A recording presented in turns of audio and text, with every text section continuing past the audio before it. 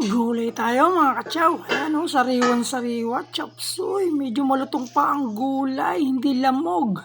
Yan ang mga masarap sa chop suey. Tara, madali lang yan. Yan ang mga kailangan nating gulay. Yung mga makukulay, fresh na fresh. Ayan, tignan nyo na lang kung ano. Basta meron tayong squid ball, celery, may pugo, cabbage, at hindi mawala ang atay. Yan ang magpapalasa dyan eh. Ito may bawang sibuyas. Yan. Gisa natin yung ating sibuyas. Sunod natin ang ating bawang. O kung ano mauna, bawang o sibuyas. Ayan, ayan. Sunod na yung ating squid ball. Gisa natin yan para mawala yung lansa. Pag okay na, namulan na, lagyan na natin yung ating atay. So pansinin nyo yung gagawin mo dyan. Dinudurog yung atay. Minamash ko para mas kumatas yung lasa. Kasi yan ang magbibigay ng flavor sa chop suey natin eh. Kailangan katasin mo yung atay. Magtira ka ng mga ilang buo. Siyempre para may makain. So unahin natin dyan yung mga matitigas. Hindi ko naman kasi binlance yan eh.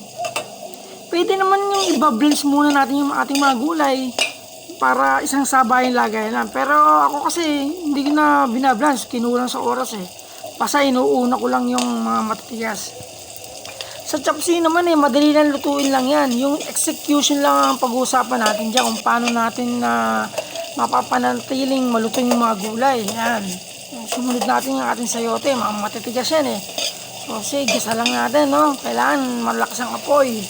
So lagyan natin konting stock yung ating pinagpakuloan ng atay para ma-steam siya.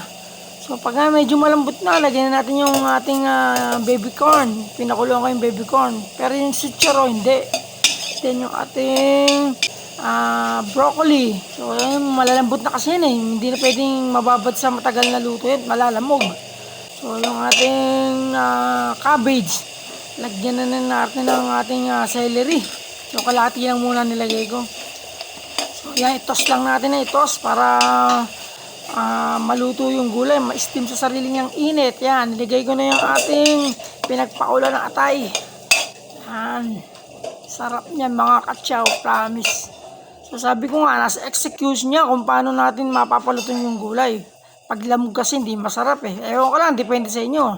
Lagyan natin ng MSG, no? Sa gulay yan eh, kailangan may MSG para malinamnam. Lagyan ko ng magic sarap. So konti lang. Siguro mga 1 teaspoon lang na ilagay ko eh. Haluin lang natin. Yung sabaw niya makikita mo mamaya magtutubig na yan kasi may sariling tubig ang gulay.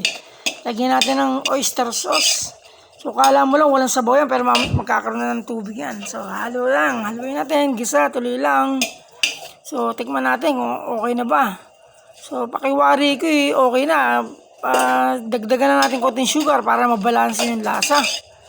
So, ayan. Malapit na yan. Kasi hindi natin pwedeng i-overcook. Sunod na natin yung ating red bell para balancing kulay. Sunod pa natin yung natirang celery para lumasa ng gusto. Lagyan natin yung ating boiled quail egg. Masarap kasi sa chop suey yan eh. Ayan. Lalaputan na natin ng celery. So, daan-daan lang. Huwag mabibigla kasi pag sumobra lapot, hirap ang habulin. Magdadagdagan tubig, tatabang. Tapos magdadagdagan ng toyo, masisira lasa. So, kailangan tansyado lang. So, ayan na, oh. Kitang-kita. Berding-berde pa rin gulay. Ibig sabihin yun, medyo half-cook lang siya. Hindi siya lamog na lamog.